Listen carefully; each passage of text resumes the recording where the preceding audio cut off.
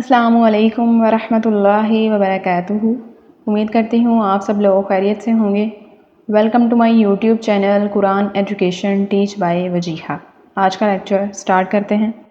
بسم اللہ الرحمن الرحیم۔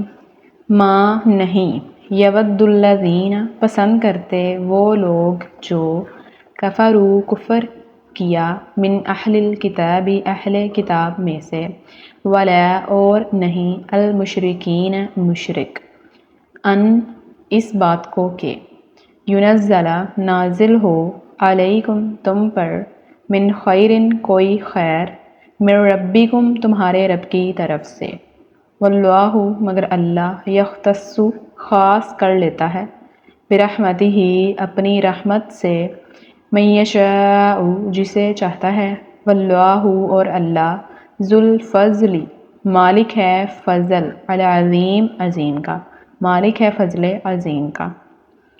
نہیں پسند کرتے وہ لوگ جو کافر ہیں اہل کتاب میں سے، اور نہیں مشرک اس بات کو کہ نازل ہو تم پر کوئی خیر تمہارے رب کی طرف سے، مگر اللہ خاص کر لیتا ہے اپنی رحمت کے ساتھ جس کو چاہے، اور اللہ مالک ہے فضل عظیم کا۔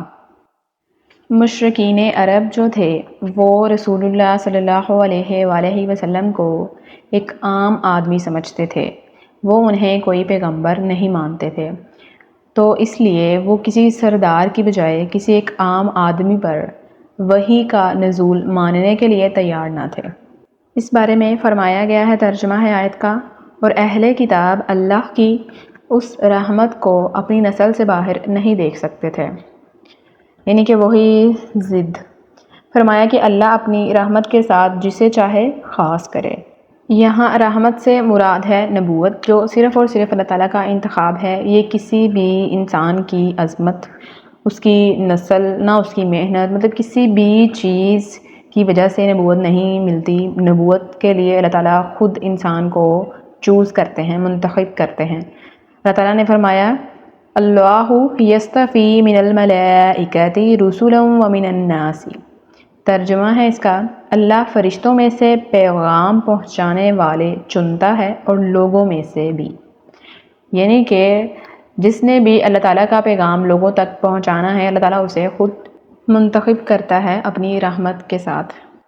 بسم اللہ الرحمن الرحیم۔ ما نہیں، ننسخ منسوخ کرتے ہیں ہم، من آیت کسی آیت کو، او یا ننسیہا بھلا دیتے ہیں کسی آیت کو، ناتی تو عطا کرتے ہیں، بخیر بہتر، منہا اس سے، او مثلہا یا ویسی ہی، علم کیا نہیں، تعلم جانتے تم، ان اللہ کہ بے شک اللہ، علی کل شیء قدیر ہر چیز پر قدرت رکھتا ہے۔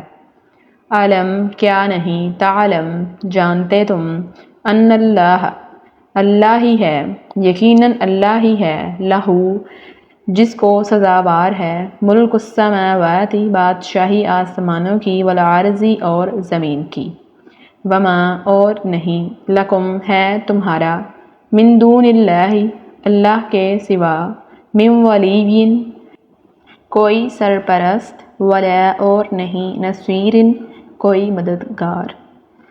کیا نہیں جانتے تم کہ یقیناً اللہ ہی ہے جس کو سزاوار ہے بادشاہی آسمانوں کی اور زمین کی، اور نہیں ہے تمہارا اللہ کے سوا کوئی سرپرست اور نہ کوئی مددگار۔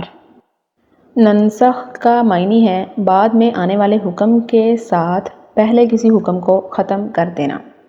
اس کی ایک اگزامپل یہ ہے، جیسے پہلے بیت المقدس قبلہ مقرر تھا، پھر بیت اللہ کی طرف منہ کرنے کا حکم دیا گیا۔ یہ حکم تیسرے پارے کے سٹارٹ میں ہے۔ جیسے کہ ہماری شریعت میں پہلی شریعتوں کے بہت سے احکام جو ہیں وہ منسوخ کر دیے گئے تھے۔ پہلی شریعتوں میں ڈیفرنٹ تھے احکام، اور پھر جو نئی شریعت آئی اس میں پہلے والے جو احکام تھے ان کو منسوخ کر دیا گیا، یعنی کہ ان کی جگہ پر نئے اور بہترین احکام لائے گئے۔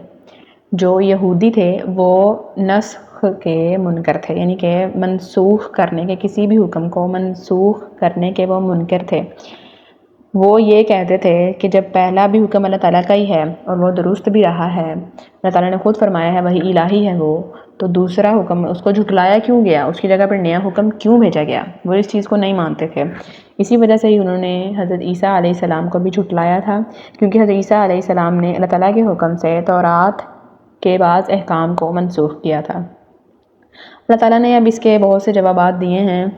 پہلے جواب کی تفصیل یہ ہے کہ پہلا حکم در حقیقت ہوتا ہی اتنی مدت کے لیے تھا، یعنی کہ ایک منتخب مدت کے لیے ہوتا تھا، وہ منسوخ اس مدت کے ختم ہونے کا اعلان ہے۔ اس وقت تک وہ پہلا حکم جو تھا وہ عین حکمت تھا، بعد میں اس جیسے یا بہتر دوسرے حکم کی ضرورت تھی تو وہ جاری کر دیا جاتا تھا۔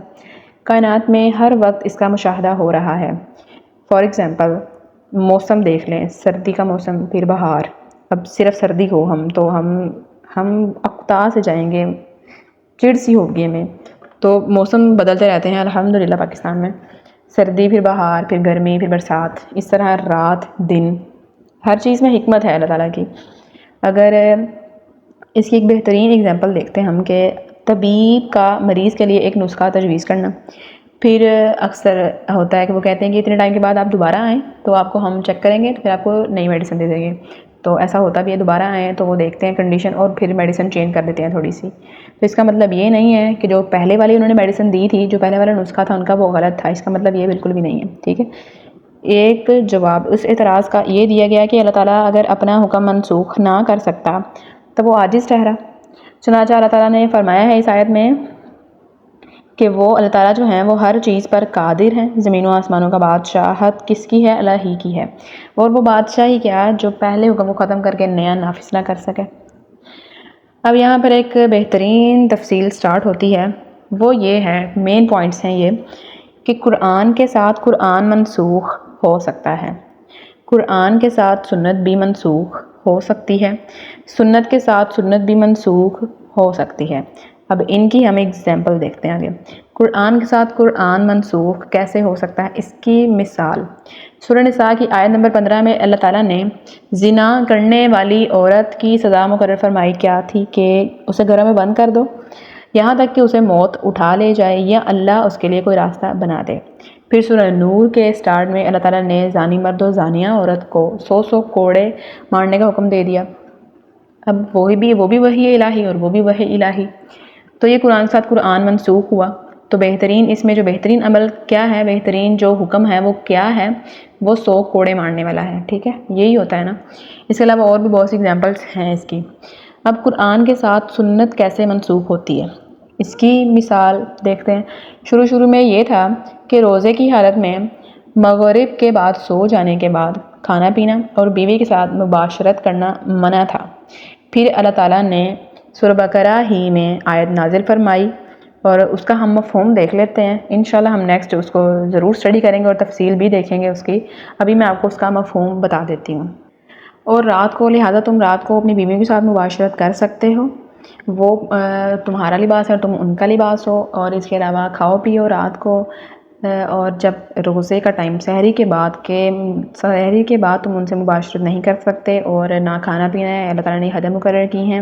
مساجد میں جاؤ، ٹھیک ہے، یہ اس کا مفہوم ہے کہ پہلے یہ منع کیا ہوا تھا کہ روزے کی رات میں مباشرت نہیں کر سکتے، لیکن پھر اللہ تعالیٰ نے بعد میں اس حکم کو منسوخ کر کے نیا حکم یہ جاری کیا تھا کہ تم رات کو اپنی بیوی کے ساتھ مباشرت کر سکتے ہو۔ اس کے علاوہ جو یہ قبلہ کی تبدیلی کا واقعہ ہے تو یہ بھی بہترین اگزامپل ہے اس کی۔ اب ہے کہ سنت کے ساتھ سنت منسوخ ہونے کی مثال۔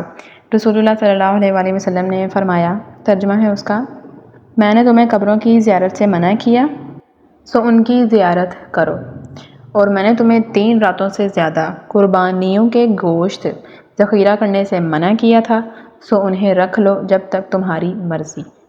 پہلے کچھ اور حکم تھا اور بعد میں اس حکم کو منسوخ کر کے نئے حکم جاری کر دیے گئے۔ ایک اہم ترین بات کہ جو نسخ ہے وہ احکام میں ہوتا ہے، خبر میں نہیں، ورنہ ہر جھوٹا شخص جب اس کی پیشن گوئی یا گزشتہ یا موجودہ واقعے کی کوئی خبر ملے تو کہہ دے کہ وہ منسوخ ہو گئی، جیسے کہ مرزا قادیانی کے مریدوں کا حال ہے۔ تو اس لیے جو نسخ ہے وہ صرف احکام پہ ہوتا ہے۔ بعض آیات و احکام جنہیں باقی رکھنا مقصود نہ تھا اللہ تعالیٰ نے بھلا دیے، جیسا کہ فرمایا سَنُقْرِئُكَ فَلَا تَنْسَىٰ إِلَّا مَا شَاءَ اللَّهُ، ہم ضرور تجھے پڑھائیں گے تو نہیں بھولے گا مگر جو اللہ چاہے۔ بسم اللہ الرحمن الرحیم۔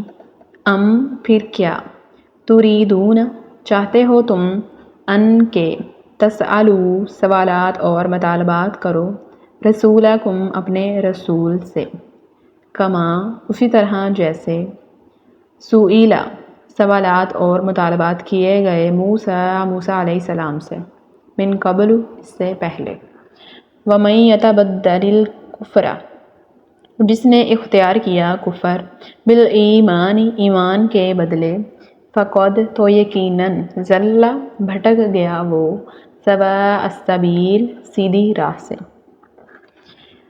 پھر کیا چاہتے ہو تم کہ سوالات اور مطالبات کرو اپنے رسول سے اسی طرح جیسے سوالات اور مطالبات کیے گئے موسیٰ علیہ السلام سے اس سے پہلے، اور جس نے اختیار کیا کفر ایمان کے بدلے تو یقیناً بھٹک گیا وہ سیدھی راہ سے۔ پچھلی آیات میں ہم نے اسٹڈی کیا ہے کہ حضرت موسیٰ علیہ السلام سے بنی اسرائیلیوں نے کہا تھا کہ ہم نہیں مانتے تجھے جب تک کہ ہم اللہ تعالیٰ کو کھلم کھلا نہ دیکھ لیں۔ تو پھر ایسا ہوا بھی تھا کہ وہ پھر بھی ہوش ہوئے مر گئے تھے بنی اسرائیلی جو تھے۔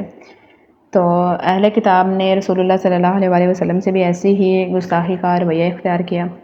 چنانچہ سورہ نساء میں اللہ تعالیٰ نے فرمایا ہے، ترجمہ ہے آیت کا، اہل کتاب تجھ سے سوال کرتے ہیں کہ تو ان پر آسمان سے کوئی کتاب اتارے، سو وہ تو موسیٰ علیہ السلام سے اس سے بڑی بات کا مطالبہ کر چکے ہیں۔ چنانچہ انہوں نے کہا ہمیں اللہ کو کھلم کھلا دکھلا۔ اللہ تعالیٰ نے گستاخی پر مشتمل سوال کے علاوہ وحی اترنے کے زمانہ میں ایسی چیزوں کے متعلق سوال سے بھی منع فرما دیا جو اگر ظاہر کر دی جائیں تو ناگوار گزریں، کیونکہ بنی اسرائیل جو تھے انہوں نے اللہ تعالیٰ کو دیکھنے کا مطالبہ کیا تھا، پھر جب اللہ تعالیٰ کو وہ دیکھ نہیں پائے تھے، ان سے وہ انسان میں اتنی قوت طاقت نہیں کہ وہ برداشت کر سکے، وہ ایسی چیزوں کو دیکھنے کی تمنا یا خواہش یا مطلب کہہ تو دیتے ہیں وہ، لیکن ناگواری ہے ان کے لیے اگر ایسی چیزیں ظاہر ہو جائیں ان کے اوپر۔ تو اللہ تعالیٰ کی ہر کام میں حکمت ہے، انسان نہیں جانتا جو کچھ اللہ جانتا ہے۔ تو گستاخانہ جو سوالات ہیں اسلام کے بارے میں، اللہ تعالیٰ کے بارے میں، تو ان کا کیا ہے کہ اللہ تعالیٰ نے ان کو کفر سے تشبیہ دی ہے۔ تو اسلام میں اس میں بلا شبہ کہ کوسچننگ کرنے سے بہت سی چیزیں کلیئر ہوتی ہیں، لیکن ایکسٹرا اور بیجا کوسچننگ اسلام کے بارے میں جو ہے وہ کفر ہے۔ جیسے اس کی اگزامپل ایک یہ کہ اگر کوئی مسلمان ہی ہو، اگر وہ یہ کہہ دے کہ میں اللہ تعالیٰ کو دیکھوں گا پہلے پھر کچھ کروں گا، پھر مانوں گا، پھر دل سے ایمان رکھوں گا، تو یہ تو ایمان کی پھر نشانی نہ ہوئی، یہ تو مومن کی نشانی نہ ہوئی۔ مومن کی نشانیاں ہم نے کیا پڑھی تھی کہ وہ غیب پر یقین رکھتا ہے۔ یہ ہمارا آج کا لیکچر تھا، بہت ہی امپورٹنٹ لیکچر تھا یہ، بہت اس میں امپورٹنٹ ڈسکشن تھی، ایسی باتیں تھی جو کہ بطور مسلمان پتہ ہونی چاہیے انسان کو۔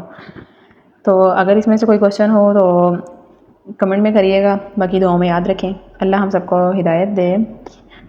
السلام علیکم ورحمۃ اللہ وبرکاتہ۔